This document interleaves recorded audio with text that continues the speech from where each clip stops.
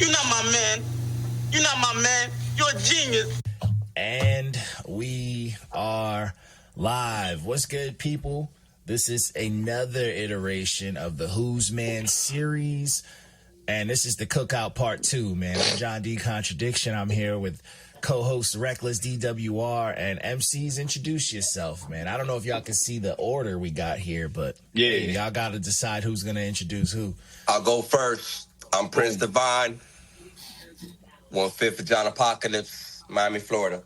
Bomb. H Dose, 1/5 of John Apocalypse, Candid, baby. Yes, sir. What up, C. Greg? 1/5 of John Apocalypse, 1/2 of Old Word. Oh, yeah, representing Dill. Yeah, what it do? 305 beatbox, 1/5 of John Apocalypse. What it do? Hey, shout out to Mowgli. Man. What up, Mowgli? What up, Mo? Mowgli's rocking, man.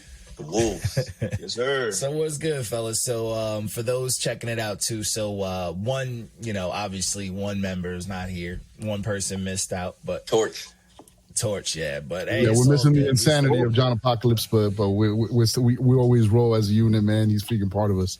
So yeah, he's with y'all. He's still he's gonna see the chaos. So it's, y'all gonna bring it regardless. But no, that's safe dope, travels to Coach. Oh yeah, facts. So let's dive right into it, man. What's the origin stories of John Apocalypse? First, I want to know the name, and then just the group, how'd everybody link up? So we're all MCs in the South Florida area, the SoFlo area. We're all solo MCs, and we're also connoisseurs of psilocybin and tripping mushrooms, whether it's microdosing or healthy dosages and stuff to talk to God. And in unbeknownst to us, in one of those trips in each of our own individual lives, we were approached by the projection of the prophet John Apocalypse, and he told us all to meet up at Prince Divine's garage, us not knowing each other. And one day we got over there, they're like, yo, you're supposed to be here too. And we got there, and we all talked about it, and we've come together to warn the current state of hip hop that the world's gonna end in about 5 years. So let's fucking just have fun and freaking and just enjoy it and stuff. Wow. Okay. I gotta hurry up on myself. It's like a comic book, There's only 5 years left. Oh man. Hell yeah. Okay. Actually, see, Greg's been having dreams about this since way before freaking the John Apocalypse appearance in our mushroom freaking hallucination and stuff again. He's been predicting this in rhymes since when, Greg? When freaking how far back have we counted your rhymes that have predicted John Apocalypse, bro? At least it's like 18, like far back as I could go. Wow. Yeah, he's been the premonition quest. yes, sir. A garage on a mushroom trip sounds terrifying, bro. There's too many items in there. There's too many. You don't know about the boneyard, yeah. When it gets hot, it gets hot. Yeah. The boneyard, you walk in there and there's a science class skeleton just kicking it freaking at the couch and stuff. Yes, sir. That's my boy, man. We be battling and shit. Workout equipment everywhere. Yeah. He battles them every day and freaking shreds them of more. Every day. That's how some nasty in the ciphers. There's freaking workout equipment everywhere. There's a sewing machine where Prince Divine makes all his fucking gear and shit. Crazy, bro. Shit, man. That's funny, though. Hey, man, that sounds that's dangerous, but that's old school, I guess, man. That's the school of hard knocks. That's the origin of the school of hard knocks. That's the dojo. The dojo.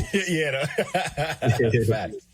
Nah, man, real talk. Talking about a dojo. The first time that we got together, that we went over to Divines and stuff, I told C. Greg and Torch been rolling together since middle school, and I told them, yo, Divine's got a spot we could record at and stuff. Come through, let's work on a track together. And we went over there, and that night it was go through a couple beats. Yeah, that one right there. Mike Cannibals. And it was our first track called Mike Cannibals, and really it was just let's see who could take whose head off, yo. And from that, it was we walked out of there like, yo, this sounds fucking dope. We can't release the track. We to everybody who signs on to our mailing list, right? C. Greg, how could they follow us? Yeah, you can follow us at John Apocalypse 305, pretty much anywhere. You could also find us Dope Different Studios. You can also look for us individually, you feel me? Just hit us up. We'll add you to our mailing list if you want to be part of that. Come join the fucking join the apocalypse, get access to exclusive shit, updates on, you know, early shit that people won't know about, behind the scenes shit, just fucking close access to us, you know what I'm saying, as we're working and building, you feel me? Yeah. Everybody who's joined the Johnny's fan club now, we just sent them the only copy that there is of Mike Cannibal. So the only way that you'll get to hear that song is if you become a Johnny, if you join the Apocalypse and stuff, join our freaking mailing list, and you get a copy of the song. But that's just us. Four bars going in and out of each other. Just and that's fucking, the first track, though. That's the first track we did together, just punching our heads off. Yeah. And after that, we were there like, yo, we got something. And we were like, oh, the Four Horsemen. We're like, nah, that's been used before and stuff. Yeah. And then freaking we had the Vision, and freaking instead of the Virgin Mary, it's a bum wearing a freaking, it's a homeless man in the future wearing a gas mask and stuff. But yeah, shit's real, bro. Okay. Yeah. So when did the link up happen? Was this recently? Like, shit, it's been like almost a year now, right? Not even. Okay. No, when was it, Greg? That shit was like 8 months ago. April, right? It was in the end of April, at least the end of April. Because Sky Zoo show in March was when we freaking talked about it. Said, yo, let's freaking link up and stuff. And freaking, I took a month off, and then we came in April and stuff. Yeah, exactly. Yep. Okay. Oh, and so that's that's and fire. So just linked up like that. And it was real nostalgic, man, because you know we're all doing our own thing in our own individual right. You know what I'm saying? As individual artists, and you know I was kind of like fighting being in a group. I've been in a group before in Ohio and shit for a bunch of years, and it's a lot of fucking work. Yeah. So I chase people. I fought the shit. You can ask Rudy. I called him that same night. I was like, I'm getting super group vibes, but we'll see. And I hung up and shit. But then when we did Castle the Grayskull, I knew then. Yeah, it's tough, bro. Like the group is tough because some people you gotta chase down. Some people record differently. Some people always want to change shit after it's done. Like, there's always a lot of they get lazy. Yeah, some people get lazy. Some people become divas about it. Like, you know, some people want to get extra about it. So I get it, man. It's always hard to keep something like that together. No, that's dope though. Yeah, no, that's dope. So yeah, we promised Divine to be the management of the sweatshop, so it's all good. Yeah, no. With Divine, it's funny because we gotta get to his house to record at 8:00, and you got 4 hours, bro, and get it done because starting at 8, my man's got like 8 blunts rolled out, and it's just one after the other. And at 12, that man says, "Calabaza, calabaza, todo el mundo pa su casa." Everybody get the fuck out. And there's no freaking kicking it and let's have a conversation afterwards. No. Yo, everybody out. Get the fuck out. I kill the music, bro. Ain't no joke about that. I respect the man's peace. So we tried to flip it. Rules. Yo, and he set them fucking early, dog. And no, there's no AC in here, dog. Go outside and freaking walk around. That shit's a sweatshop, dog. The gauntlet, son. The gauntlet. Yo, facts. But then we started going over to see Greg's house. As you see, he's fucking, that's Dope Different Studios there. And there we freaking, it was cool. We could smoke inside the house. Exit 1, baby. Exit 1. All the way at the end of fucking the tip of Florida, dog. And but the thing is that we found out why fucking Prince Divine kicks everybody out at 12. It's because that's all he could fucking stay awake, bro. And at 12 o'clock, where they're like, yo, if he hasn't recorded all his verses by 12, no, that motherfucker is knocked out on the bed, dog. Knocked out. Everybody else got a system, making mad noise, and he's like this. He sleeps like this, like a fucking vampire. I'm a super morning person, bro. I was in the military, so my time clock, my internal clock is like 4 a.m. type shit. Oh shit. Hey, he got a Yeah. system, man. You can't break that. Yeah. Nah, I Let respect him that, but you record need first. that. Yeah, right. Yo, Divine, all your verses now. Go get Now, rock and roll out. right now. No, Divine has them already done by the time we roll up on him. That's why. He gives us the opportunity to do our thing. It works fast. Hey, yeah, and if he's setting the tone, I mean, what else could you ask for? If he's setting that tone. So, starting with Divine, you know what I'm saying? What's your origin story as far as in the hip hop game? Oh man, Dirty Jersey. I was born in Patterson, New Jersey. So growing up, hip hop was all around me, bro. I grew up in the 90s, in the 80s, late 80s, early 90s. I was a Nas baby. I was a fucking Wu-Tang baby. I was a fucking The Roots baby. The Common Sense fucking drove me insane, bro. Fucking. So I ended up. My mom ended up passing away when I was mad young. My parents are from Puerto Rico and shit, and my mom ended up passing mad young. So I ended up moving out to like Cincinnati, Ohio, to like some country butt fuck place. Fucking racism, fucking cops harassing me, crazy fucking experiences. But on the good side of that, it was my MC gauntlet for me, bro. You know what I'm saying? I started writing. Yeah. I really tapped into hip hop. I started listening to a lot of artists, man, a lot of underground shit, and I started writing. And then, really for me, man, when I fell in love with it, really was not when I fell in love with it, but when I really tapped into the writing part of it was. I went to the Air Force for like 4 years, man, and I had mad time to write because I was always at post or I was always on deployment or I was always in a fucking just doing some stupid shit and I had time to write. So I started writing in there. And when I got back to Ohio, man, I guess, you know, the universe just manifested. One of my homeboys was like, man, I know these cats that be rapping. They got a little group and shit. You would be perfect. So I started going around these cats. Man, as soon as that happened, I got introduced to the whole underground of Cincinnati. It was Bootsy Collins. It was fucking Rhyme Sayers. It was fucking... Fire. It was fucking... It was fucking a bunch of shit. Fucking Animal Crackers, a bunch of shit. So I joined the group there, man, and that was when I sharpened all my shit, man. We used to have ciphers. We used to battle each other every fucking day. We used to do 3 shows a week. For my J-Pop niggas, we should do 3 shows a week, nigga. 3 shows. We was rehearsing fucking every day. So I was able to sharpen my MC skills, man, for like fucking 6, 7, 8 years and shit. And man, finally, man, wifey was like, you know, let's go to Miami. I came down here. I tapped in down here through Catalyst. I don't know if y'all guys ever heard about Catalyst.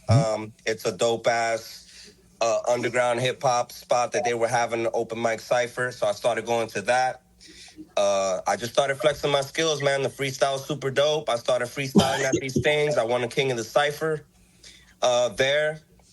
You know, amongst a lot of MCs, I was just in that zone that night. And you know, I used to call myself GDC, God's Divine Child. And then when I really tapped in down here with all the cats down here, man, it just inspired me, man. Shoddy, I met Rudy, I met Greg, I met Torch, I met Box, I met Mowgli, I met Mr. Belief. Bro, the list, Agony, the list goes on, bro. If y'all ain't tapped into Soul Flow, the list goes on. DUI, Hey, Rudy been putting us on. Fucking, bro, I could be here for an hour, but to make it short, I joined this community, bro. That community pushed me to turn into Prince Devon, and this shit's been nonstop ever since. J-Pac, Prince Devon, me and Greg got the old word coming, and the shit's been nonstop ever since, bro. Okay. That's fire. Yeah, that's dope. All right. Hey, so Greg, man, you want to let us know your origin story of this hip hop shit? Yeah, fuck Rudy. No, man, I talk like a motherfucker. Everybody knows me around here. Go. Yeah, man. I grew up in South Florida, South Miami, around Cutler Ridge, Homestead, usually around that area, you feel me? Born in 1990, you know what I'm saying? Really grew up in like the 2000s and shit, you feel me? High school, we had like our rap groups and shit, you know what I mean? Ciphers, that sort of thing, you know what I mean? That's where I really cut my teeth like with hip hop and really falling in love with rhyming and shit, you feel me? I really did. I performed a lot throughout my teens and my 20s and shit, but like I really didn't meet anybody from the scene until really last year, to be honest with you. I found out about La Plancha on Instagram. It just happened to pop into my feed. So I pulled up one day and just like saw how everything was organized and how the whole community came together and shit. So I was like, yo, I'm definitely getting down with this. And kept going to events. Eventually I met these cats and fucking, you know what I'm saying, fucking rest is history, you feel me? Here we are, John Apocalypse. John Apocalypse. Okay. This man fucking downplaying it. This man fucking toured with fucking, who was it? P.D. Pablo? Humble ass Greg. I'm going to change the name to Greg the Project Humble. Pat, all through fucking South Florida and fucking Atlanta. Dog, fucking Nice. this man is the business mind behind Different Studios and Records, Yep. which is what John Apocalypse Presses all the under, merch. which is fucking what Old Word is under, mastermind. what Prince Divine is under now, what H2 Owens is under now. It's all coming out of Dill Different. This man is a screenwriter. This man is a fucking dog. Edits all the videos. He's C. working. Greg is a fucking is a beast, dog. Freaking Yeah, that man. He keeps it super low key and shit, but freaking bomb. And don't let this bearded motherfucker get started. Humble dog. Greg. that's what I was about to ask next, man. Beatbox. So, what's the origin? What's good, everybody? Yeah, man, a quick synopsis. Not to make my story too long here, but born in Hialeah, Florida. Moved out of Hialeah when I was about 7 years old. Went to West Kendall, formerly called West Kendall now, but it was Kendall back then. Hip hop in my life, man, it's been in my life since I was born, man. As far as the gift, you know, I was born with this gift of beatboxing, making noise and making ruckus, you know, with it. Was introduced to hip hop at a very young age, about 3-4 years old, due to my uncles. They were DJs back in the Miami scene in the 70s and the 80s. And they would throw mad parties, underground parties. And if anybody's familiar with Chrome, like my crew is, or in most of Miami, you know, off of Chrome, they had the ranches back then. There was a lot of big parties back then, a lot of cocaine parties back then too, you know. Damn, you've been Chrome City since back then, bro. Cocaine. I was always in Los Ranchos, bro. My dad used to be big time in you know, with a lot of stuff back then. So, but anyways, with the hip hop thing, my uncles, you know, DJs. You know, I was able to tap in and fall in love with it, man. You know, just because of the drum pattern, the timing, the tempo, the harmonies, the melodies behind it, and I always wanted to emulate, you know, sounds, the drum kits, you know, snares, hi-hats, you know. So going into middle school, high school, you know, you start sharpening your blade, you know, with, you know, back then everybody wanted to be Wu-Tang, you know, everybody wanted to be an MC. So I was the one that was always beatboxing. So I was always around ciphers, you know what I mean? I was the only cat beatboxing. At least to me that I knew back then, I was the only cat beatboxing in ciphers in middle school, high school. And then you know, life happens after that, you know. And I always wanted to connect with a hip hop scene back then. I just never really found where to go in Kendall. I just didn't know. I knew people, but I didn't know people like that. And you know, life happens. Time goes by. I knew my timing wasn't there, but I just been crafting it and molding it and just waiting and just praying to God, like, hey, when is it gonna be my time? I'm ready. And finally, a couple years back, met Rudy. You know, started meeting the crew. You know, everything just started to come in full circle, man. Everything just started formulating, you know, and I seen all the pieces of the puzzles just coming along, man. And I was like, oh my goodness, man, this is finally happening, you know. And here we are. You know what I'm saying? Nice. Okay. Yeah. I asked over the holidays. I asked Beatbox, I'm like, bro, because he tells me, damn, man, I wish I was there when the scene was starting, man. I was always like hanging around the areas where you guys were, but I just never found the scene. I'm there like, Beep, what were you doing at that time? And he's like, bro, I was hanging with some people, dog. I don't like to talk about that time of my life. And I'm here like, okay, so what? You were hanging out with like some drug dealers. You were hanging out with like you were in a gang. You were. He's like, nah, man, nah. It wasn't anything like that. I'm like, what? You were fucking around with like mad hoes or something? He's like, nah, man. He said, like, nah, man. I grew my beard as a baby. No, I'm there like, so what was it, B? What was it? He's like, no, man. I was like heavy into church at that time.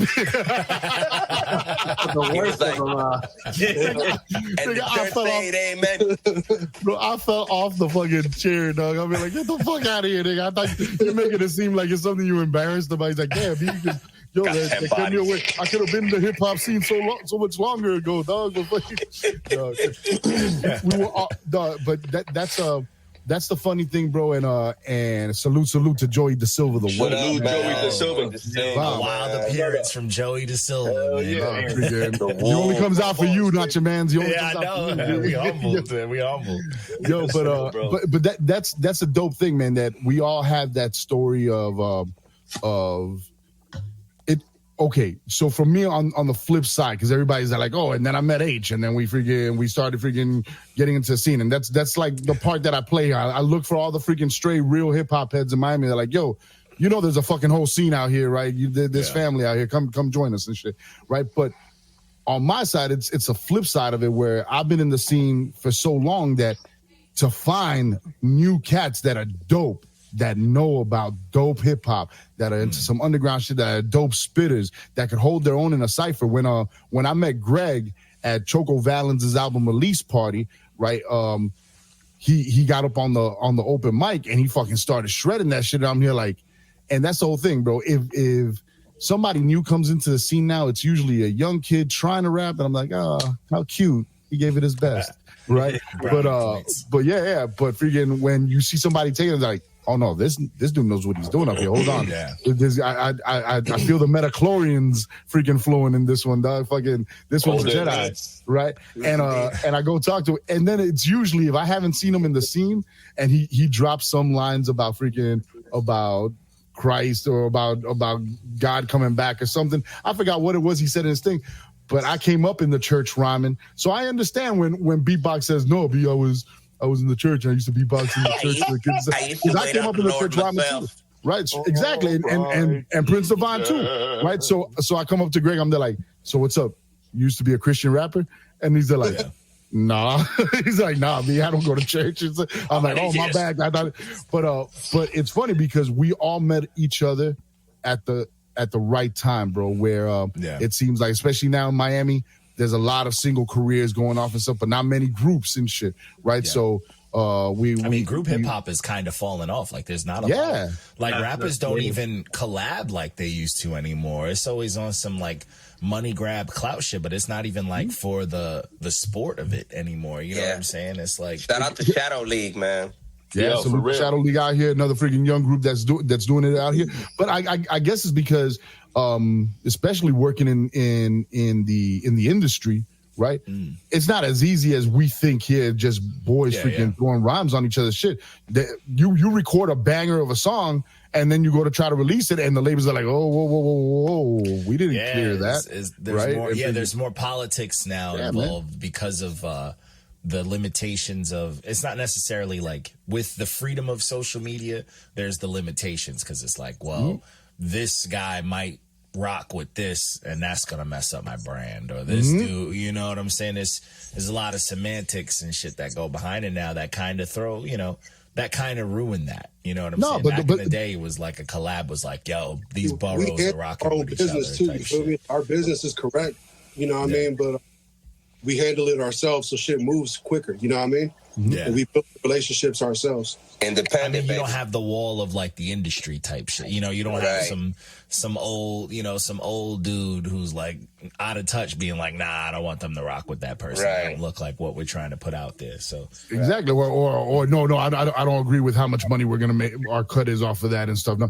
right? You know, the other day, me and my girl were out eating somewhere, and We Are the World came on the freaking loudspeaker, and we had freaking dog. We had a freaking mad karaoke sing along moment and stuff, and it was the video. And bro, when you see how many motherfuckers are in that song, right? And I was telling my girl, I mean, like the miracle of that song was that Clive Davis was able to get all of those artists to get cleared to do that song together, and that the labels allowed it to happen. Because all of them are under contract that says you cannot record anything freaking if we don't have freaking a piece of that, dog. Like on your money. Dog, freaking, that's crazy. No, but it's huge. Nowadays, think about something like that. That's crazy. You know, we can't even get shit like, like Forever, the Drake track that had, Eminem and Kanye and Lil Wayne. We can't get no shit like monster. That. Yeah, we can't get that now. You know what I'm saying? That like that's that's got to be something that's cooked up for months. You know, like that's got to be hyped up, and it's got to have a whole plan with it and all that bullshit. Who's the new Clive Davis? Fucking Khaled. That he can make freaking God did happen and shit. Fucking make Jay-Z rhyme for 100 bars. You can't even fully give it to him too, because like even his shit you could see is like certain people on certain samples and like you know certain people's tracks. It's all gotta be cleared. Yeah. Which is crazy, man. That's a lot of money at lose stake. control of that. But that's why we keep it fucking independent as fuck. We're dealt different over here, B. Yeah. You can do more. I mean, but that you can do more, and it feels more like when the music was fresh. It's still got that feeling of when the music was fresh, and it's like, you know, it's not about like people gatekeeping or shit like this. Like anybody can work with anybody. Like it's a whole community more than a genre. You know what I'm saying? Mm-hmm. Which is fucks with music now. You know, it's the difference now between the genres and the, you know what I'm saying? Like there should be more subgenres because of how detached, you know, a lot of that shit is with music now, you know? No, but I think that's why you see so many freaking subgenres and so many people. Yo, you could rock. It's just about finding your niche crowd, bro. Like John D, the people that you put me on to, what do they call, man? The husband and wife duo. Oh, that native couple from Las Vegas. Yeah. You follow them too. Throne. They're the truth, bro. Yeah, man, super dope. But they got their own little community on Discord that's like freaking, bro, 100 plus, and they do their numbers through that. They got everybody, and it's like that, man. It's that, and that's not even finding a niche. That's just building your own community, and from that, you get the same thing that freaking No Emotion does. The same thing that we're doing with the Johnny. Hey, there's Eckham. Yo. Salute. Talk about freaking out west and freaking Eckham comes through. Salute the dope master himself, man. The gods, they start popping up, yo. But it's about finding your niche group and stuff, and that's what we love about John Apocalypse, man. One thing that we walked away from the first couple songs that we did, actually once we had like 4 or 5 in the bag, we had started seeing that, man, we got some joints that are real boom bap. We got some joints that are real dark and horrorcore. We got some joints that are real southern and soulful. Dog, fucking the homie Prince Divine can come up with hooks, freaking, and singing melody hooks, freaking out of nowhere, dog. Freaking like he's fucking sweating, dog, and he just lets him out. And it's a really dope an eclectic mix that we have on the project and stuff. And what's dope is that we don't let people see all of that, right? Like. The first thing you guys saw of us, and that's what I wanted to ask you and Rec, John. The first time that we came out, we sent you guys the 23, the 23 till infinity, cipher joint, right? Yo, guys, Mowgli and Joey the Silver were here and stuff, right? And John D asked him, "Yo, when are you gonna put out like a cipher song with all of the wolves and shit?" And Mowgli's like, "Nah, well, you don't be liking cipher songs like that. You didn't like the John Apocalypse cipher song." Oh shit, Mowgli. Yo, fucking, but yeah, you're like, yo, this is freaking like a bunch of uncles at the barbecue just trying to rap over each other. Cipher. So they thought. But then you guys were fucking with. Here's something to fear. Here's something to fear. Yeah, so they heard it's alive, boy. We'll turn the questions around on you guys. What have you guys thought about the output that we've been putting out so far and what you've heard? So I rocked with the Here's Something to Fear as well. See, that's the one thing too. I miss when we used to all jump on a podcast and discuss the things that were reviewed for the week. But I listen to everything that gets put on the page, and I rocked with it. I mean, for me, my biggest thing was it was a little short. Yeah, that's about which is something that like normally I don't like. A short project is kind of what I'm used to now, which I prefer because of how much music we get. But the amount, like the volume as far as the back to back, the clashing and the chemistry, but also the contrast, you need more. You know, there's a lot going on the track, so it was like, yo, I could use a couple more. I could use like 3-4 more tracks on here. Yeah, so even the bonus track didn't seem like a bonus track. It seemed like just more, you know, you want to hear more of that. Yeah. Because it also, I mean, the length of the project to me, which I do have a follow-up question to this, but it felt like it's like, oh, all right, they're cooking. But it's like they just started cooking. You know what I'm saying? So it's like, where are we going with it? Yeah, you know what I'm saying? You just start, like, the pot's there. I didn't even look in the pot yet. You know, I just smell it from the other room, and I'm like, yo, okay, what's going on? And so that brings the question, though. So hearing that, you know, the way this started, you had the garage, you recording the tracks, it makes a little more sense to me now as far as how this was put together. But I want to just verify for sure, like, so this was put together as far as, like, the old school hip-hop house way. Like, you guys just bunch of tracks. You just rap. You guys putting tracks together, and then you guys kind of pick what y'all rock with the most, or what was behind the planning as far as structuring Here's Something to Fear? Greg, what do you remember of us putting together that project? Really, we just been pumping out tracks. You know what I'm saying? Every time we link up, we create something. Yo, I call dibs on Michelangelo. Go. Hey. I'm Raphael. Hey, all right, who's gonna be Mikey? No, I'm Mikey. Fucking Greg's Leo and freaking.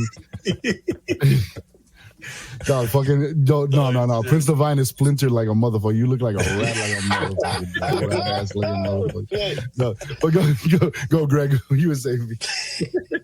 No, we was just making a lot of shit, bro, and like a lot of it had that dark tone. You feel me? A real apocalyptic kind of vibe and shit. Yeah. A lot of monster references and shit. You feel me? So, whilst putting together the full length joint, you know, we decided to take a bunch of stuff, put it together, and like really put, you know, have a roll out for Halloween. You know what I mean? Yeah, the whole idea came about, like, I think right before October, like September. We were high one day and we were like, Torch and Greg had freaking annual passes to Universal Studios out here, which is a huge theme park in Orlando that does a huge Halloween freaking, like, a whole month of haunted houses and shit at the theme park. So we were saying, bro, you know what will be fucking dope? We have to make stickers with our QR codes on it and go to fucking Horror Nights and just stick ourselves in the lines and beatbox and rhyme in every line, right? So we fucking attracting a crowd, and we hand out these fucking stickers with these QR codes, and fucking we should have a fucking horror-based little EP for people to listen. And when they're leaving fucking the park, they could be listening to this fucking horrorcore, fucking spooky, scary-ass fucking hip-hop, and they get to know John Apocalypse from that. Well, we had the tracks. We just fucking we never went up to fucking Halloween Horror Nights, but we got all the tracks together.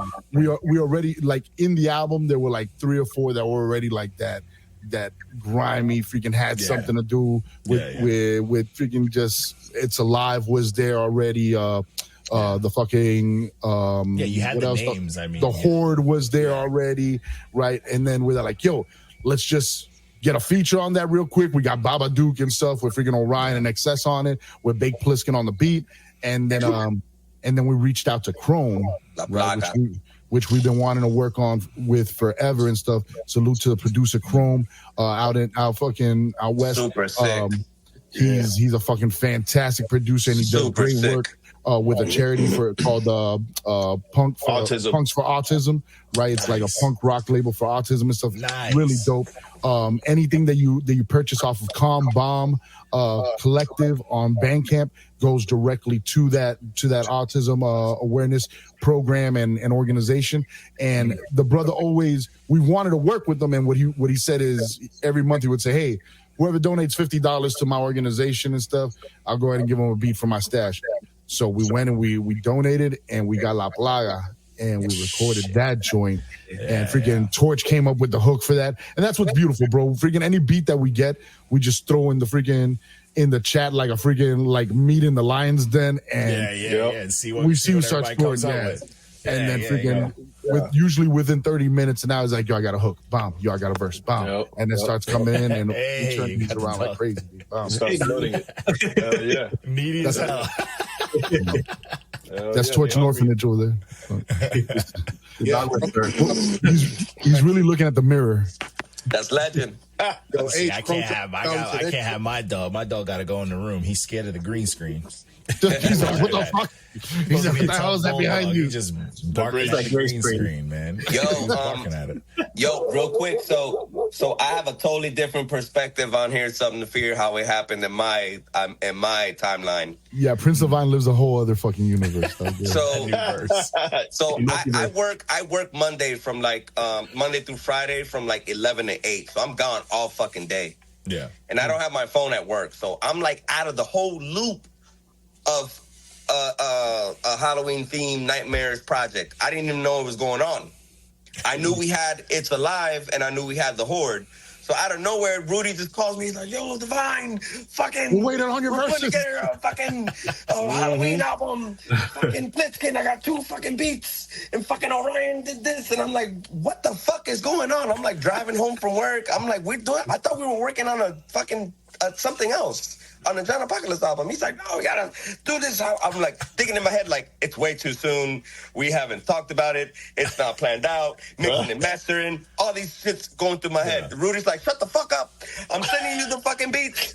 Right to him and shut the fuck up. Record them in your house. Send them, bitch. Send them. I'm like, whatever. They send me the beats. I send them back. Bro, honestly, I was thinking in my head, this, what the fuck? I was not expecting it to be as dope. The sweatshop. I was not expecting it to be as dope as it came out. The order of the songs, the artwork, So when you heard that shit for the first time, what was that shit like for you, B? It was crazy because to me, it happened exactly like that. Rudy's like, shut the fuck up, Divine. Write the fucking songs. Click, quick. I'm like, oh. And I'm, the thing that I love about our group is that we're seasoned. So, when we're throwing beats and we're throwing ideas, everybody just taps in and zones in and get to work. So I did what I do best, you know what I'm saying? Write that shit, send it back.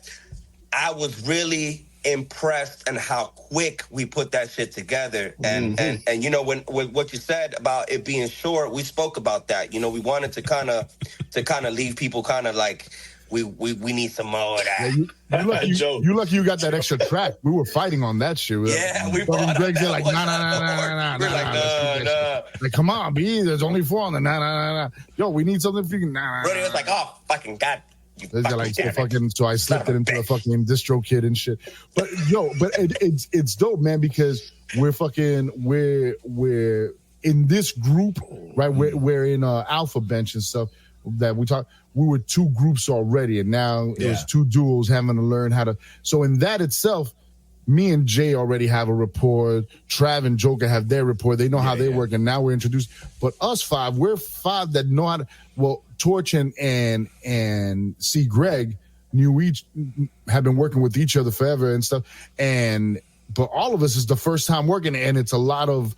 All right, he works like this. He works like this. Bob, They play a beat for me, and I take off walking. They're like, "Where'd the fuck H go?" With a cigarette. Yeah, with a cigarette. Bob, and that's how I write. I fucking walk back and forth. I'm over at freaking, and there's no room to walk inside of fucking Greg's room. So I'm here like, bro, I'm going outside. And I don't know what Greg's neighbors think of me, dog. I'm the fucking crazy guy who shows up fucking once a month and walks up and down their block fucking talking. He's seen the block. Right. But fucking Charlie Fast. Yeah, but when we fucking, and then there's times that we're in there and we bump heads, yo, and we're like, yo, no, let's try it this way. No, I don't think it's gonna work. And it's finding out how to freaking, the other day we had a freaking one of our a show where we rocked La Plancha. We won fucking performance of the night out there. But to get to that point, we spent all Friday fucking drilling for 4 hours and shit. And thank God that we got a fucking drill sergeant like fucking Divine that tells everybody, no, yo, again. And then see Greg, we sit back with it yo, let's roll one up. He's like, no, hey, let's go, another one. Let's go one more time. It worked, dog. It worked. We was rehearsing locked in last night, and the shit was flowing, wasn't it, Greg? That shit was rolling off our tongues. The veteran. Oh, that's dope, though. I mean, hey, man, it seemed like that contrast just of personalities and that kind of energy. That's dope to have too. You always gotta have. There's got to be someone who's kind of taking that charge. Where it's no, let's get this done. You know what I'm saying? Yeah. And I can appreciate I'm the all spark. Yeah. Hey, that's dope though. Just the dynamics. It reminds me of I'm a big fan of like hip hop groups that like, there's a bunch of groups that would like move in together to get stuff done. And this is like, before everything was easy to email, text and stuff like that. There's always a lot of close underground hip hoppers that I rock with. Some of my mentors and stuff, they had like hip hop houses.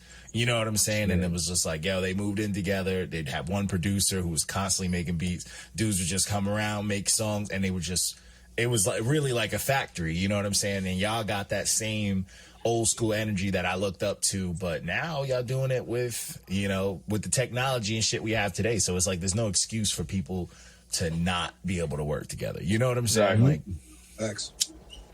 so that's the only thing that's a little difficult, man. And Beat lives on the west coast of Florida now. I live on like 2 hours north of Miami. That's the only thing that right now has been the problem. Rehearsal, because on a Zoom call, it doesn't work. There's always a delay. And all that. It's fucking. So we have to be in the room together, and that's where our bread and butter is, man. Our fucking in the live performances, fucking beatbox is a fucking phenomenal live performer. Fucking this rat looking motherfucker is a Mexican jumping bean, dog. That man's like fucking Vega jumping off of the walls and doing flips and stuff. I'm a fat walrus, but I move gracefully and stuff. His dog. voice resonates. Yeah, dog. And then C Greg and freaking and Torch just let their hair flow and freaking rock their heads in the back, and it's like we got our own little fucking invasion of the juggalos on stage and stuff. It's fucking great, dog. Hey man, but that's an important aspect. I mean, I feel like that's one of the things that people truly like, where you could tell the difference between like an MC and just like, that's just a rapper up there. Appreciate you, Joey. You gotta be able to like, you gotta be able to move the crowd, man. That's like rule number one. Like we get it. People can blow up off of TikTok, but it's like, bro, if you don't got no presence up there, then there's really no reason to be up there, But it's like these soulless fans will just still hype that up, and they kind of ruin shit too. But it is what it is. Like nowadays they just like have the song playing in the background. They just go around and start just saying red and Atlas. That's like a constant war with like the 74 shows on Long Island. People.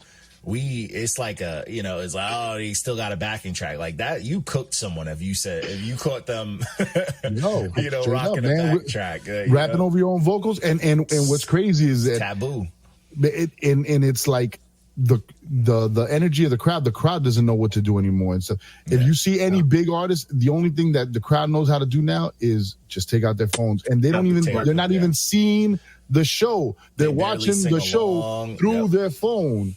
Right, and it's not even an experience that you're there freaking experiencing this guy perform and seeing him fucking sweating his fucking ass off. No, you're just there fucking, and for that, just watch it through your phone like you're online. It's fucking crazy, man. And there's no value in the like, you wasn't there. You know what I'm saying? There's no value in that anymore. And it's like, to me, I feel like that's what a lot of the younger cats are trying to create. They're trying to force it.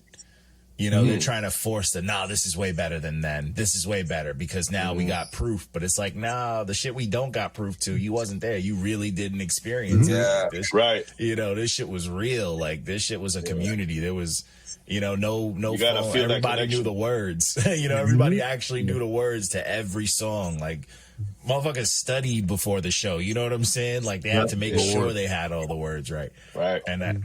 and that type of shit, it just don't happen. You know what I'm saying? Is it just my age, man, or for anybody in the chat, you guys could answer too and stuff. But what's the last song you memorized the words to, B?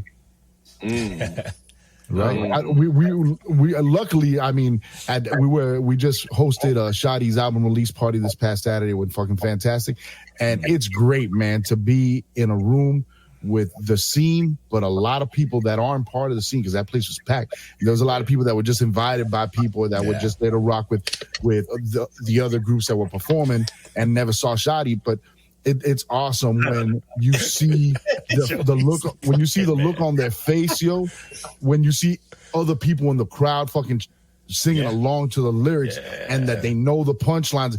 And this one guy turned to me, he's like, yo, who is this guy? Right? I'm there like, this is Shadi, B. Right? And he's like, is this like the Rock Marciano of South Florida? I'm there like, dog, this is shoddy, dog. But when they shit is see other electric, people, bro. when you see other people follow it, where you're like, I need to be a part of this now. I need to. How did I miss out on this? Exactly, I'm fucking up right now. I'm like, these motherfuckers are singing this shit. This shit go hard. Like I need to be a part of this now. You know what I'm saying? Like that shit is intoxicating, bro.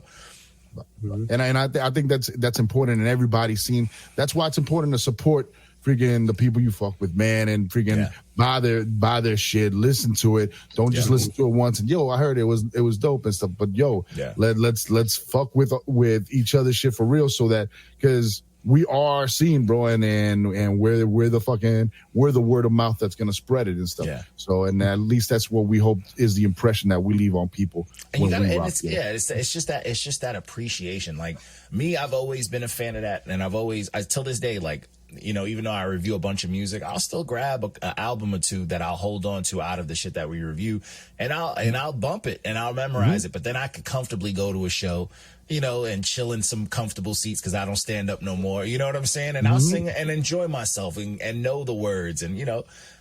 And that, like, I feel like, to me, I still enjoy that more, you know, and I feel like seeing people who don't, it's just like, yo, you're missing out on, like, that connect. You know what I'm saying? Like, that connection, bro, especially, like, if an artist is talking to your soul, bro, and you just like, yo, you gotta, you know, if they don't make you want to learn the words, then what are you bumping them for? Yeah. Famous?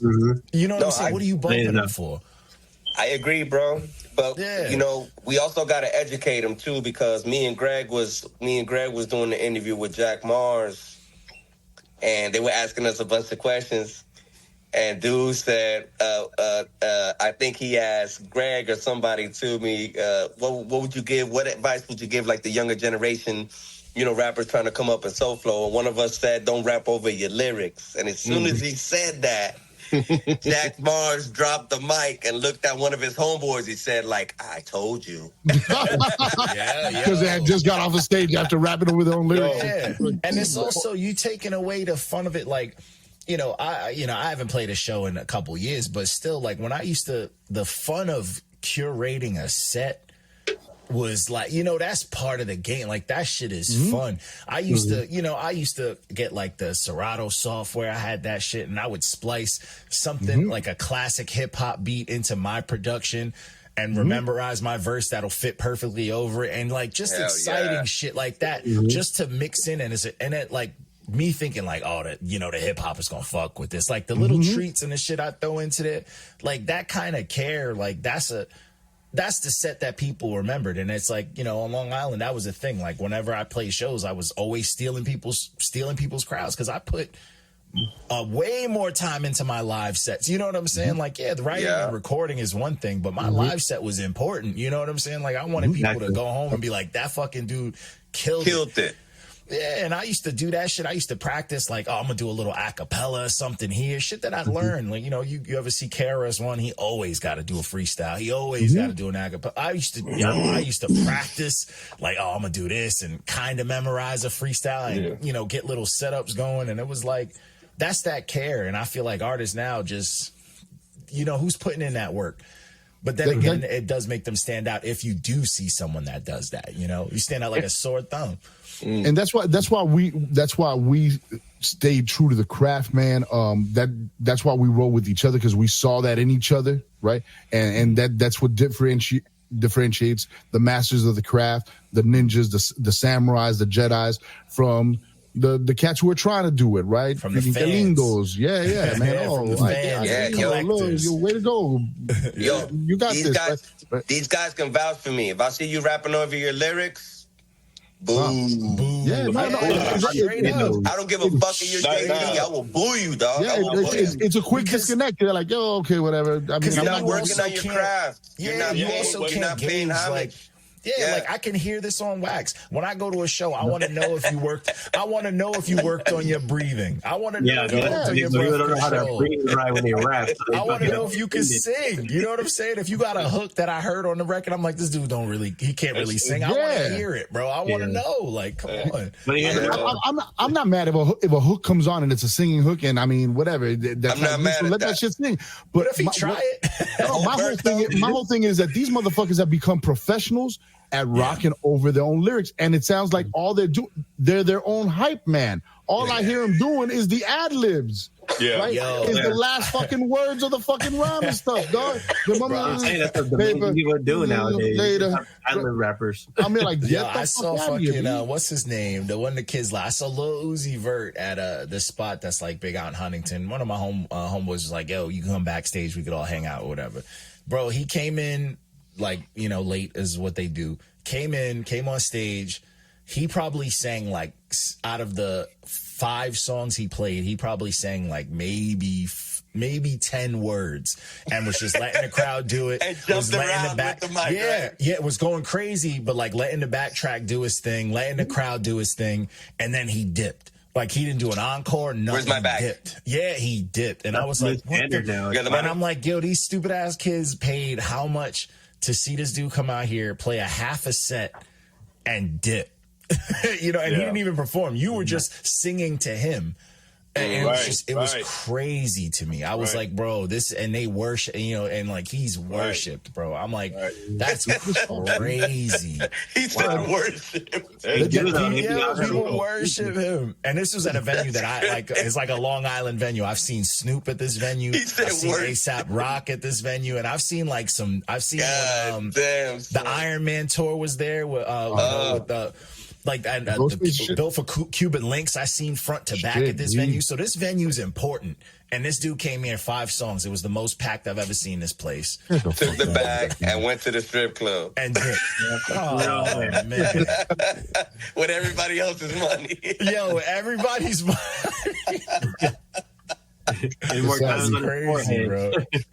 Yeah, with a diamond on his forehead, B, dog. Yeah. But you see, that's I mean, from our school, man, we used to go out to shows and sit there and watch the other cats perform. They're like, oh shit, I like how he does that. Oh shit, that transition was dope. Oh shit, yo, he's got really good freaking control of the empty space, and he could tell the fucking crowd a story and stuff. Oh, this dude's funny and stuff. He uses comedy in his fucking And he switched one of his lyrics to name the city we were in. Things like that. But look, that freaking, I've never heard that call and response before. Oh, he came up with that himself. And those are shit that you fucking, bro. That's what you gain respect from each other. How are these kids supposed to respect each other, dog? How they're not doing anything, man. They're like, oh, he said, hey, just like I said, hey. It's like, get the fuck out of here. And they do things exactly the same. And it's just like, where is the originality? You know what I'm saying? But that's in everything now, bro. Mm-hmm. Everyone is lazy. We just copy and paste. And then you got kids. Oh man, another show issue. I went to a showcase and there was this one young group and it was like him and he was the only artist. He had like 9 of his homies on the stage. Nobody was rocking with them. But I promise you his Instagram told a whole different story because he was recording them on stage and he was like, it was a movie and this and that. I'm like, bro, everybody's at the bar, getting drinks. Like nobody rocked with him, but his Instagram told a whole different story. Man, that's such bro, that is such fucking bullshit now. He that the motherfuckers fans, bro. Like, motherfuckers will be performing and they will just have one person filming and just right up on them. And don't turn around because there's only 3 people in that motherfucking crowd. There's only 3 people there. And the cameraman be working. They move, making it look exciting. And it was just like, nope, nothing, bro. When I perform, I always have people on stage. They're actually on the song with me. They're hype men, or they're singing. Like they do shit. Yeah, they do something. They work it. I don't have anybody on my stage that don't rock with me or These dudes is just on stage doing nothing, just jumping around when he needed them to, and he made it look like I'm like, bro, is this the same thing I watched? Like I was fooled. I'm like, no way. Like this looks exciting, but it wasn't, bro. It was crazy. They mastered that. That's the hip hop version of the, you get the MySpace angles that used to catch. Yeah, man. That's what it is. That's like freaking smaller battle leagues and shit. Everybody stand over here and stuff. Let's get the 15 people in this room all over here. Let's throw some sound effects. Yeah, throw some sound effects. Everybody say, oh, really loud. Say something, please. Yeah. But some people do it right. Like I've been to like a Summer Product concert and to get like a selfie with her on stage, she'll like Dottie, let's go. And then you got people in the crowd trying to rap it too. So you get them on stage, they can rap it up, you get a picture. If not, you get out. That's some cool shit to get involved because people want the Instagram It's get picture. people involved. Yeah, you do some. There's some cool shit. What's his name? Everybody knows him. Supernatural. You ever see him live, bro? That shit is infinitely like that is a cheat code party trick. Him just freestyling about anything, and it works. So what's dope about us, man, and that's something that we earned each other's respect. Those first times getting together because it was Cypher and freaking it was oh my dog. The first time we got together for the writing session that we went to Divine's house, I showed up out of having to keep my word because I told Greg and Torch, yo, we'll go to my boy's house, we'll record. But at that time, I had just made an announcement. I had a falling out with my ex, and I had made a big announcement. Yo, I'm taking a break from this radio station. I'm taking a fucking break from fucking Vice City Cypher from the shows. Yeah. You guys aren't gonna see me and stuff. Yeah, they shave his hair. And the first place I showed up to do anything hip hop in a month and a half was fucking Divine's house with C. Greg and fucking Torch. And Greg happened to have a line about fucking, oh, niggas quit, niggas retiring early or some shit like that. And I'm like, did this nigga write this rhyme about? So I went in on the fucking rhyme. And I told Greg, he's swearing on my bar by him, bro. That's what keeps me writing dope shit. I swear that fucking my whole crew's dissing me on all the verses and shit. I'm like, well, yeah, hold on. But just that building with each other, and what we've come up with is we have our little strategy for when we're about to go and perform in Orlando. We got a show set up for Tampa later on in the year. We're trying to get a show in Atlanta. We're going to be traveling out west with my man Eckham, and everywhere that Beatbox goes, he has his loop station and his little amp, and he can set off a cypher anywhere. We're all for fucking freestyle ninjas, yo, and we can set off a cypher anywhere where we're at and promote the show where we're gonna be at and freaking get that crowd. And when we're there, invite people in, and we got freaking Torch on camera, and like that, we are a moving party wherever we go. So give us a mic and a stage if you want, and we'll rock that. If not, we're gonna be rocking the fucking parking lot. We're gonna be rocking in front of the venue. You're gonna hear us, and you're gonna buy merch from us because we're fucking that dope, right? Yeah. And that it's that super nat fucking mentality that you can entertain people, and you're a master of the fucking crowd, bro. You know how to control the crowd and figure work with them and stuff.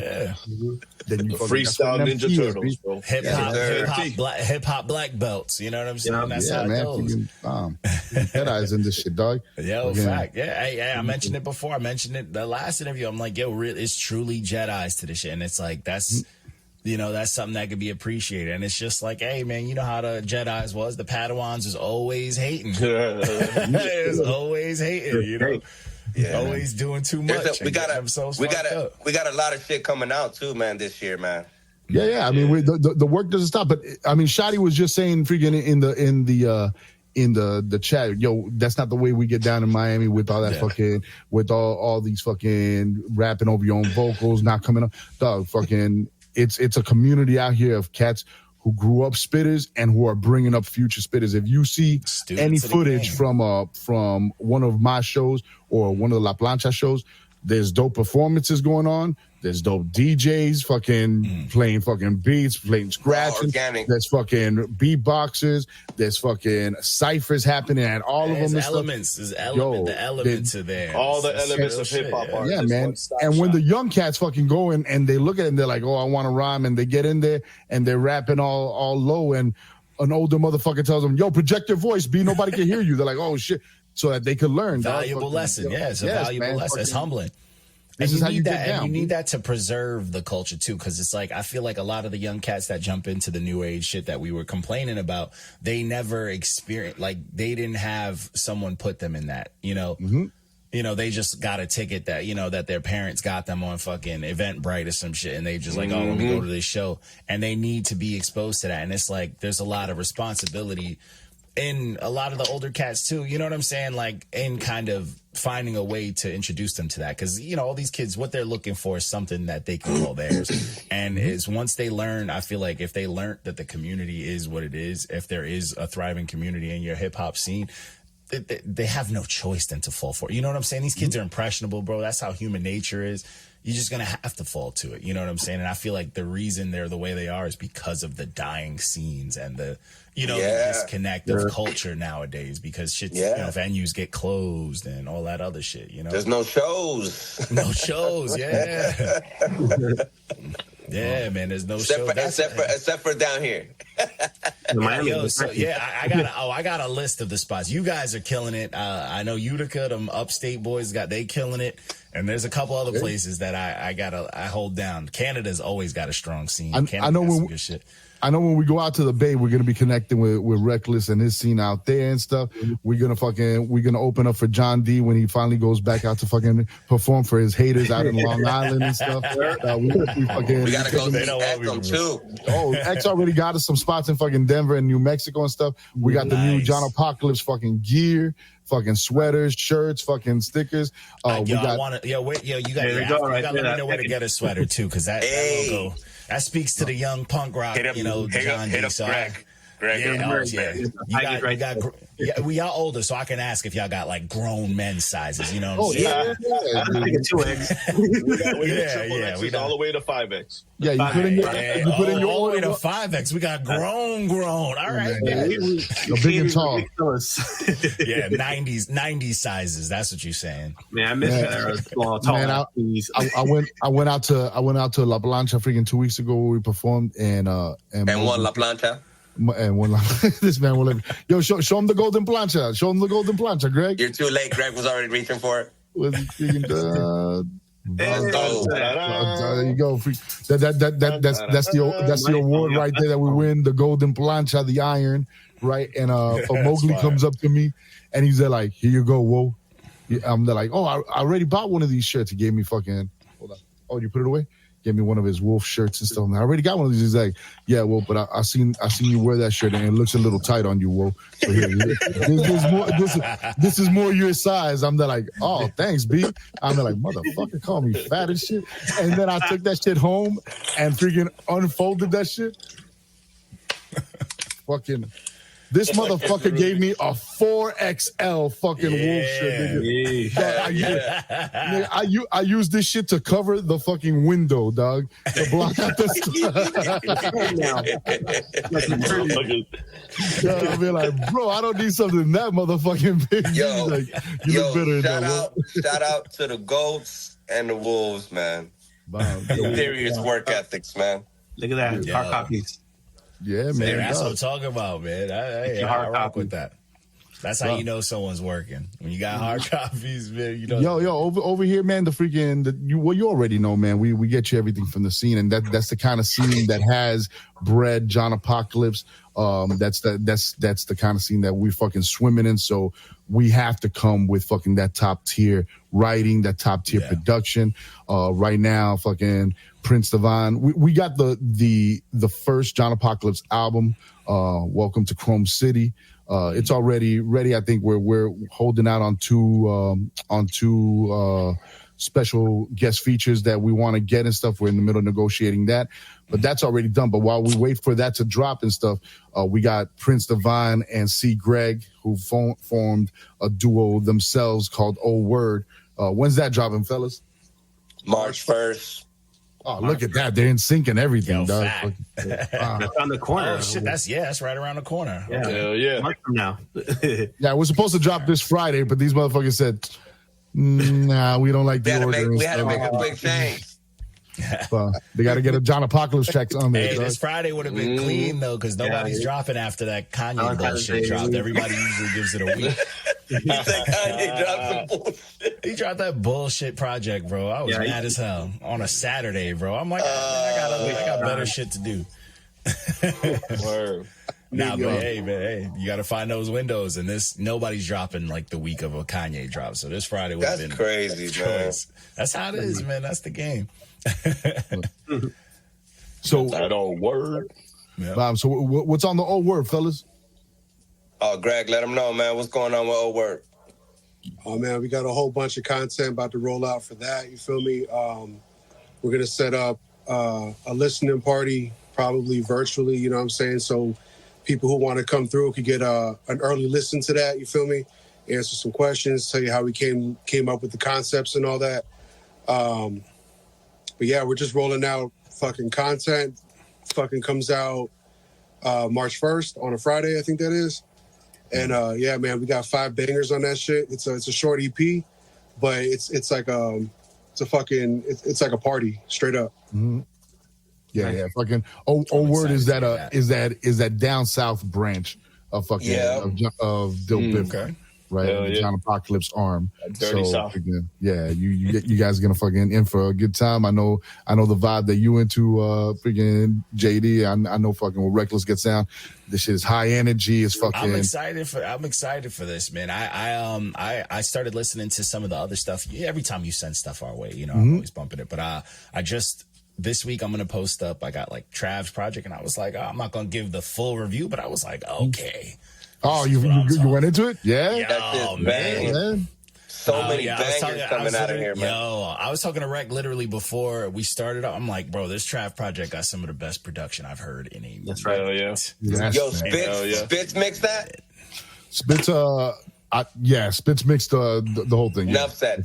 It's very true. You guys know about Spitz, George Spitz? No. Actually, no. My bad. I don't want to misquote. That was not Spitz Lama. That was Six Cardinal from freaking North Carolina. Freaking that's on he mixed the shit out. The Italian Job with the Benchwarmers Click. Really dope MC. He mixed and mastered that joint. But yeah, the beats on that shit are fucking nonstop, and it's like. No, one after another, man. One after the whole album just fucking goes freaking by the end of the year. Like that shit's just a fucking great ride with Benchwarmers Click. Yeah, and it's got everybody from down here on it. I love that joint. But yeah, be fucking. I think I sent you the first single for the old word. You got to check that out. And then right now we are in the negotiations with Chrome to get a couple beats from them. We were there like, yo, we would really like to have some features on our album and stuff. And I don't know if you maybe you want to get involved in co-producing it or something and freaking just to oversee it and stuff. And he's there like, I could get you this guy and this guy. And those were like the guys who were living with like, that would be fucking awesome. And he's there like, and here's a beat pack. And he sent us like 12 beats that are fucking fantastic. Yeah. So we have now freaking. That came last week, and over the weekend, we've written like the next freaking John Apocalypse album and stuff. It's just about getting in there and writing and stuff. So we got a lot cooking, man. Torch is recording a solo album now. Prince Divine. I got 3 in the clip. Has like 3 in the stash and stuff. And our newest writer, Beatbox 305, because Beatbox has always been the heartbeat. He's been the beat mind, the scratching, the vocal samples. But from the first song that we got on together, he actually made 23 Till Infinity happen, right? Because the other brother that's on the track, Gamma, told him, yo, it would be dope if we made like a modern 23 Till Infinity. And Beatbox was there like, I know some guys and stuff. So. Hold on. I know just the right people, man. You know what I mean? So I was like, let's connect the dots real quick. Yeah, so he came to the studio that day with Gamma, and we thought he was just there just to hang out and stuff. And we freaking set off the beat and stuff. We're all writing, and we're like, okay, I got my part. And we're all recording. And then Beatbox said like, I got my part. And we're like, you got a verse? He's like, yeah, I got my part. And they're like, oh shit, all right, spit it. And so, man, he fucking came fucking through like a fucking soldier on that. And then after that, everything he was fucking throwing a verse, and he just got his own little home set up.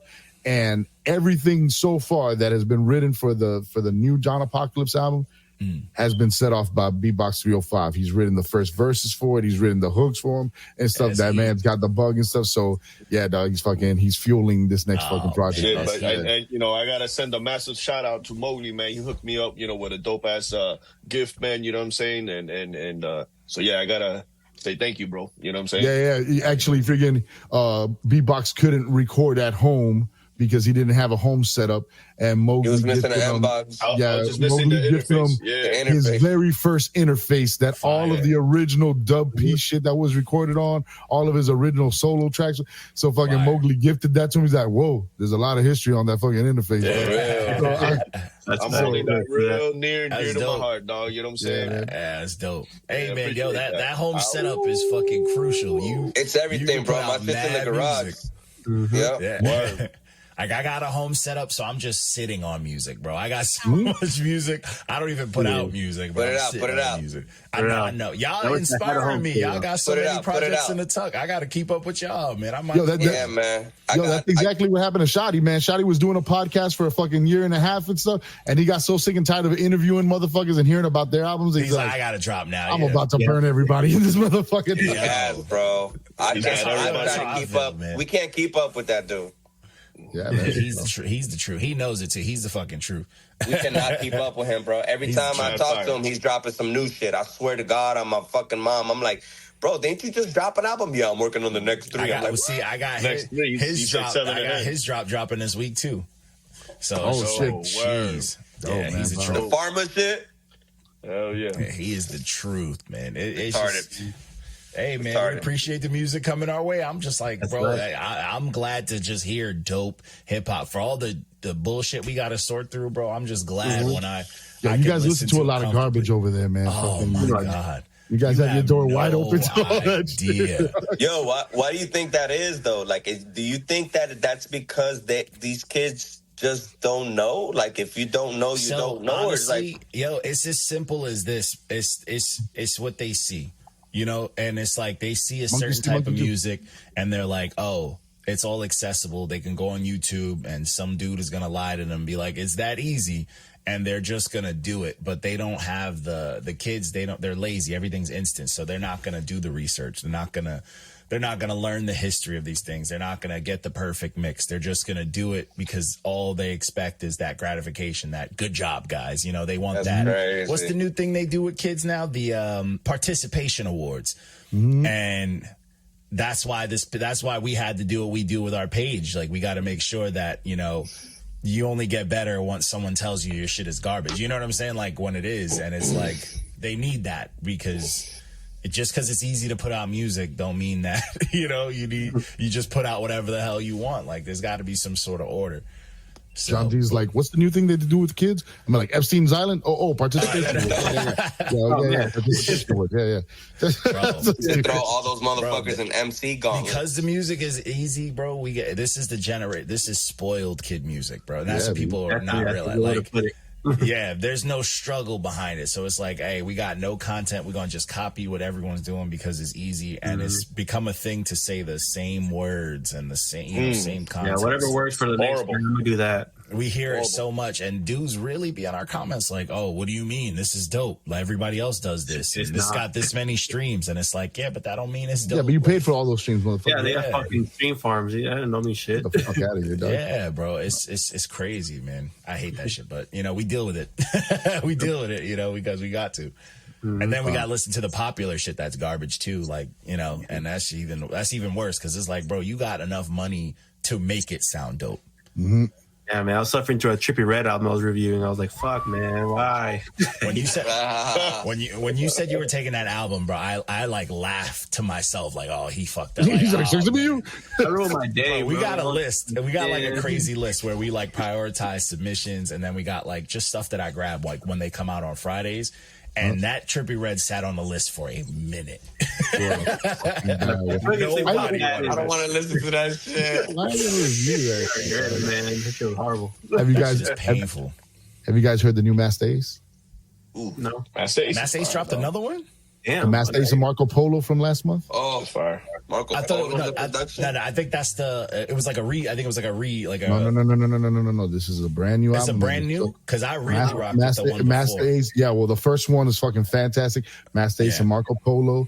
I think it's called something Heights of Fantastic. Coast Contras on it. Fucking Coast Contras. I'm always looking for Master Ace drops. That last one a couple years ago Coast Contras on it. Fucking Che Nor's on it. He's got fucking. I didn't know that team was looking for. Yeah, I saw a remaster of that other one, but I definitely because I'm a huge Master Ace. Yeah, it might look. I think the covers look a little bit alike and stuff, but check that shit out. Yeah. I see it. The Richmond Hill. It looks just like the Brooklyn Story. Yeah. Exactly. Yeah. Fantastic. Shout out to a Brooklyn Story. Marlon Craft got arguably one of the dopest verses on that album, and people sleep on Marlon Craft. He's on a Brooklyn Story. Check that track out. Him and Ace go at it, and it's arguably one of the dopest verses you'll hear on that album. Yeah, I don't remember him being on the fucking the Smith and Wesson joint was crazy. The Pharoah Monch joint on that freaking where Mass Ace is talking about his health, his sickness and shit, freaking that's killing him and stuff. Nah, the Marlon Craft song is the wannabe track, where they're talking about like wannabe rappers and wannabe fake shit. And Marlon Craft cooked, but he talk about how people think he want to be a certain type of white rapper. And he's like, no, I'm just from Hell's Kitchen. Like, this is how I grew up. It's fire. Like, it's a serious verse. Yeah, wow. I love all his shit, man. He's the fucking truth. But definitely, the new album's fucking great. Rec, if you don't fucking give us a question and talk, bro, I'm gonna fucking, my anxiety is gonna come out of my ear, dog. Yeah, that's my fault. That's my fault. I be going on rants. I didn't even realize the time be going that fast. I was enjoying the combo anyway. I was just looking on my list, like, I'm not gonna get to any of these except for maybe. I'm sorry, bro. That's my fault. My bad. Fine, but the one question that only matters to me. H2O's already answered this. So Prince, Greg, Beatbox. Top 5 favorite rappers of all time. What is it? Oh yeah. He's like, I've always wanted to answer this. We have a little iteration to the question. It's top 5 of all time and top 5 right now. Yes. Okay. Just to make it easier. Mm-hmm. Yeah, that makes it easier. It's hard to keep only one 5. I have to think about it a little bit, but I could tell you my top 5 off the rip that I absolutely like. I try to like even emulate at times. I could tell you the first time I fell in love with hip hop was Nas, New York State of Mind, like teleported me straight to fucking Queens. Was the first time I was teleported to Queens. Mm-hmm. My boy came up. I was in Jersey at the time. I was like 13 years old. My boy, it was on the DJ nice, fuck NNS or something mixtape, and all I heard was a ding. I was like, wait a minute. That beat brings you to a project building. Bro, I literally, bro, me and my homeboys, when my one boy pulled up with the boom box, because we're from the boom box era, right? The tape is in, he's blasting this shit. We're there playing basketball. Bro, we stopped playing basketball to ask, yo, who the fuck is that on the tape? No. Bro, we must have hit rewind, bro, the whole night till like 3 a.m. Ding. Bro, so Nas definitely for me is like top tier of all time. Shout out to Nas. Mm-hmm. And then we go back a little bit. That's when I really started tapping into hip hop. So I went back and Rakim, unbelievable. Long Island. Fucking believable. When I heard him on the Juice soundtrack, everything was fucking, bro, I was like, this nigga is on another dimension. Rock him all day. And without cursing. Yeah, and without cursing. And without cursing, bro. The God MC. The God MC. And then I fell into a Jay-Z fucking decade, bro, of like. Oh, you got John not liking that one. I'm the biggest Jay-Z hater of all time. Yeah, I got my reasons. And for me, I guess it was like the timing, the timing of it. You know what I'm saying? Like, I was riding off Nas, but Jay-Z made me feel like he just made that shit look and seem real easy. It was flashy, easy, real flashy and simple, very easy. I was like, damn, this nigga's. So I gave him his MC props. The nigga's nice. You know what I'm saying? Yeah, I fell into that. And then, of course, man, Big to me was humongous, man. Brooklyn, shout out to Brooklyn, New York. You know, I'm from Jersey, so of course the hip hop influence from New York just trickled down into New Jersey. You know, Big was fucking amazing. Another person that really resonated with me was Pac. You know, it's hard to have Pac and Big in the same thing, but I have to pay respect to where Zook. Pac's impact was crazy. I was overseas when I was in the military, and I tell the story to everybody. I got off a plane. There's a base in Kadena when I was in the Air Force, and there's a military base there. And I told my boy right before we got off the C-130, I said, I'm going to ask one question when we get off. I'm going to say Biggie or Tupac to the first Japanese motherfucker I see. And, bro, I kid you not. I go up and I say, Biggie to Tupac. Yep. I looked at my boy and I said, you see what I'm saying? That These motherfuckers don't even speak English, but the impact is there. So Pac number 4 for me, and then It was one of my first tapes that I picked up. One of my favorite that people even say that sometimes my style sounds like it's Common. Hey, Common Sense. The shot. Common to me is God's gift to like hip hop. I don't know. He made it easy. Resurrection was an album that just like I still go back and listen to Watermelon Watermelon. Communism. I still go back and listen to how he was ripping the patterns and making it bro. Common to me is like I rap. express like an interstate hyper when I ventilate. Listen, I was done. I was taking notes, bro. I was taking notes. I was like, this dude is schooling motherfuckers. So that's my top 5, man. Right now, my top 5 in the game that I like to listen to. I have a lot of down south influence as well because I lived in Georgia. I was stationed at Moody Air Force Base in Georgia for a long time. I love. Let me see. Top 5 alive. I have to say Kendrick. For me right now is alive is one of my favorites. You know, Mr. Morale was crazy to me. That was like a painting. That project, you know, and then his other projects are crazy too. I fuck with Kendrick. I fuck with Cole, even though he hasn't put anything out. He just been killing people on features. That's it. Yeah, you know, but a lot of my favorite MCs are still alive, man. All the shit that Nas has done with Hit Boy is really respectable. You know, and then for me it's groups, man. I'm big into groups. Wu-Tang. You know, for me, it was the greatest group ever. You know, I'm from Jersey. I'm a huge Redman fan. There's just too many to name, dog. You know, huge Redman fan, huge Roots. Redman, you know, true. Huge Black Thought fan, bro. Like, you know, if I had to put them in there alive, like top, like Black Thought's in there. You know what I'm saying? Now your 5 is turning into a 20, dog. That's it, bro. Y'all niggas go, man. Cut them off real quick. Now y'all know what I listen to on the under. It's all good. All right, now Beatbox, what's yours? Oh man, top 5 back then would be Trick Daddy Dollar and Pitbull. No, we're talking about groups or like single artists, like solo artists. It could be a group. Yeah, it can be a group.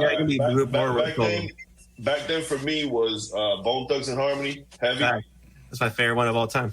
Yeah, Bone Thugs, Heavy. Wu-Tang, Redman. The Truth. Common, of course. And I would throw Busta in there because Busta back then, bro, he was fucking crazy. He was different. There's too many to name. There's too many to name. You don't want to leave nobody out because there's a lot of good ones, bro. Back then that I used to, you know, before Big L passed away and shit. You know what I mean? Oh man, Big L was my shit, dog. Yeah. Fucking bro, there's just so many cats back then. And then recently now, I don't even listen to mainstream no more. You know what I mean? I don't like mainstream music no more. I mean, I like our hip hop. You know, the acts that are still keeping it. You know, from back then and now, they're all fresh. But like, you know, we gotta give room for the people to grow. That's out here now pushing the art form. You know what I mean? And everybody back then already made their millions and millions and millions of dollars. They're all chilling right now. While we're here struggling, trying to make it. There's a lot of artists, a lot of talented motherfuckers out here. You know, in the nation and around the world, you know what I mean? That really deserve a shine too. So for me, top 5 right now, here in the city, of course, John Apocalypse. I'm gonna throw Money Mowgli and Joey in there. I'm gonna throw Shotty in there. I'll probably go a little extra and throw some bonuses in there. Some, you know, Agony, Beliefs. You know, the list goes on, bro. It's just so many to name right now currently that I'm listening to right now, bro. I don't even listen to mainstream like that. No. Orion's another heavy hitter. Brass Morrison, you know, DJ XS. DJ XS. I'm gonna name my whole scene. I'm gonna name my whole scene out here in Miami, bro. That's what I do right now. Hey, you gotta represent. Let me tell you, our city's got a lot of heavy hitters, man. These guys, man, they can put on a performance. You know what I mean? And it's all gonna be raw. I mean, ain't nobody sleeping. Everybody's putting in work and real hard work. You know, a lot of sacrifices. I know Greg's top 5. Die long.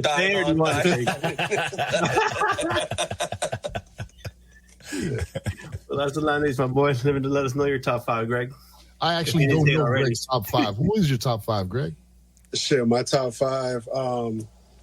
Strictly, bar speaking, in no particular order. Royce the 5'9". Lupe Fiasco. I feel like he'll get. Yes, Put him in there. Yes, top 5. That's I crazy. rock with Lupe. Fuck with Lupe. That's all Lupe love. Yeah. His pen is super slept on, and it's like, bro, he be packing in crazy messages in simple lines. Like that shit is hard to do. Like people don't understand. He's dope energy. He's op energy. He's got to get some super student. Like straight up. Yeah. Thought, of course, Black Thought. Of course. Big Pun. Nice. Yeah, Big Pun, big influence on me when I was coming up. Was that 5 or was that 4? 4. That's 4. And then Stacks, 3 Stacks.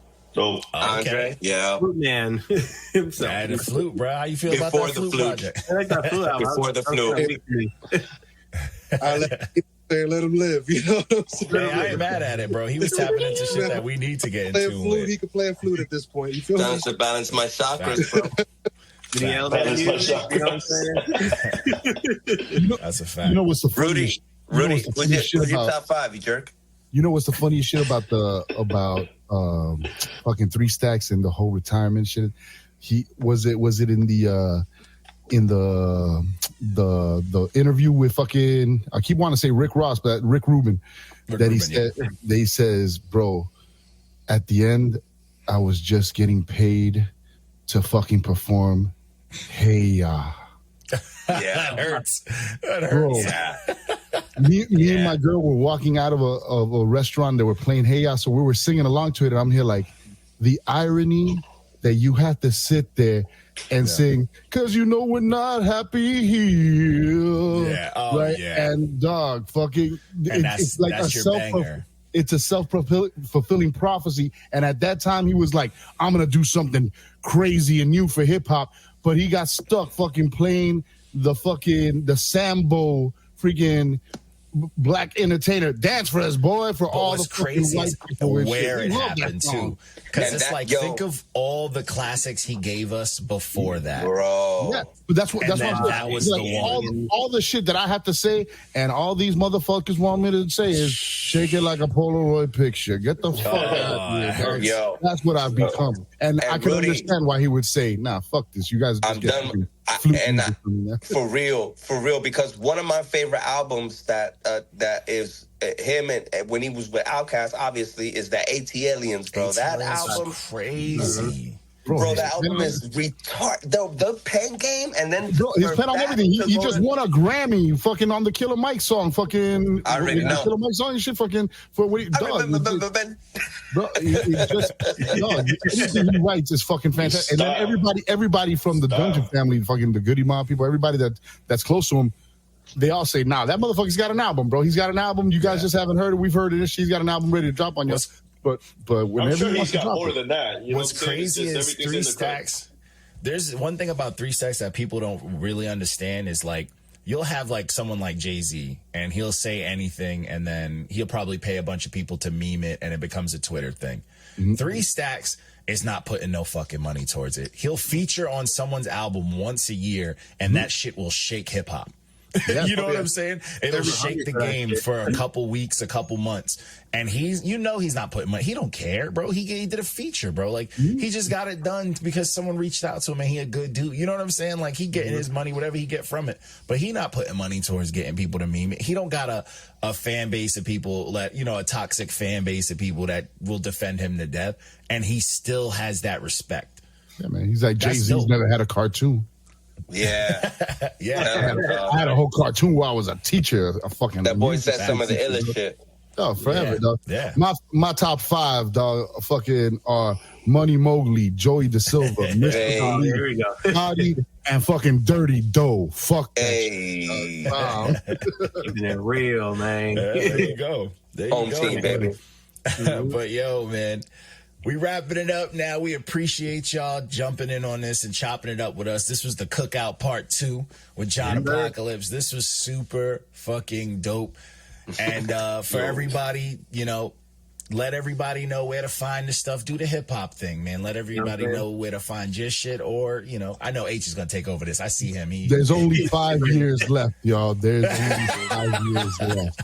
Do what you need to do, man. Only 5 years. Get right with John, y'all. At John Apocalypse 305. Get right with John. Come by, become a Johnny. Join the apocalypse. We have the rations. We know the fucking the underground tunnel through fucking Chrome Ave to get you out of Chrome City when the fucking waves take over. We got the evac route. Yeah, so fucking get right with John, y'all. Fucking follow us. Yes, sir. Sure, man. Definitely, it's been a pleasure, man. Check it out, man. Check them out. We're gonna link everything when this drops in the description and all that. We appreciate everybody who joined in live, talking shit. Yeah, facts. Salute to everybody that came in. Yeah, for sure, man. All up in the building, man. Super dope, man. We support each other, man, and thanks to Not Your Manz for fucking rocking with fucking real hip hop, man. No matter where it's from, for fucking picking up real hip hop from South Florida and giving it fucking the respect that it deserves, man. We're glad that we got your ears, man. Nah, man, hey, we appreciate it, man. We appreciate the work ethic, man. We rock with how Florida's just putting on, and we like the unity, the community. Like the cookout. These last 2 episodes have been dope. By the way, tomorrow, for everybody checking out now, tomorrow we're dropping that Alpha Bench. That's gonna be one was a good time. But yeah, man, we rock with that. We rock with that community. Yeah, man. We're big with that, man. That's the dream, bro. Yeah, it's been a pleasure to put a highlight on your area. Seriously. Yo, word up, man. Thank you guys for doing it, man. And that's what it's all about, man, and sharing this shit, man. I've been surrounded by these amazing people and all this talent. It's amazing. So shout out to y'all, man. Thank you. And we want to encourage everybody who watches Not Your Manz, who tunes into John D, who tunes into Reckless and the whole crew. And wherever it is that you're at, man, find the like-minded individuals. Fucking, I know hip hop is real ego driven, but put the ego aside for a little bit, because together we reach more people. Together we fucking we make a web, a network, and support each other with more than I heard your shit, I gave you a fucking stream. Nah, man, John Apocalypse shirts are out now. John Apocalypse hoodies. Fucking Prince the Vines fucking got albums out. Fucking my man Beatbox 305 has merch. Go ahead and check us out. Support freaking financially. Listen to music, man. Buy merch, not music. The music is free. Go freaking get Here's Something to Fear on all DSPs. Just look up John Apocalypse. Here is Something to Fear, and you'll find all it. Platforms. And just follow us tonight, man. If you heard this, or whenever you hear this on YouTube, go to @JohnApocalypse305 on IG. Send us a message and make sure you tell us, we saw you on fucking John D Contradiction. We saw you on Not Your Manz, and that way freaking we'll go back. Yeah, you're gonna get a real response, not some AI shit. Yeah. Fact, man. We can't afford the AI. That's a fact, man. But I truly appreciate it, man. This was super fucking dope, man. Truly appreciate y'all. And just like I said last time to you, H, same thing goes for y'all, man. If y'all need anything, y'all can hit us up. Y'all can hit me up. All that, you know what I'm saying? We'll gladly use the brand, to help out. Hey, Long Island's over here. And Garlic City's over here. We got records. Killing that mic. Ready. Yes, sir. Hey, for sure. I'm gonna be hitting y'all up for some verses. I got one from H that I've been hoarding, but I'm gonna be hitting people up for some verses. My verse wasn't good enough, so that shit got put to next year's album. I just don't drop music. No. What we're gonna do is we're gonna get Reckless on a fucking Spanish verse on the fucking with Torch. Yeah, dog. Fucking Reckless gets down with the Spanish, dog. Fucking he does. Greg, you said something that was all freaking blurred down, and usually when that happens, it's like a warning that the missiles are coming, dog. No, I just said old word March 1st. Yes, sir. Hell yeah. Yes, sir. Check that out. We're gonna review that shit. Yeah. Hell yeah. We're gonna keep sending you guys dope shit that's coming out of South Florida. Keep it coming. Bomb. Yeah, and send me. You said a single just dropped too, so send that my way too. Yeah. That's in your. I don't send you shit to your inbox because I get the freaking you get the kickback. The robot message that says, "Nigga, don't send me shit here. Send me $20. Send it there. Your shit or fucking Bob, I'll get that shit to you in your. You just throw me the link. Hit me up on Instagram. Yeah, I got you. Yeah, all right, y'all, man. We're signing off, peoples. Y'all have a good night, man. Holla at y'all. Yeah, for sure. Likewise, bro. Have a great night. Appreciate y'all. Be good, y'all. Bless. I'm Not Your Manz.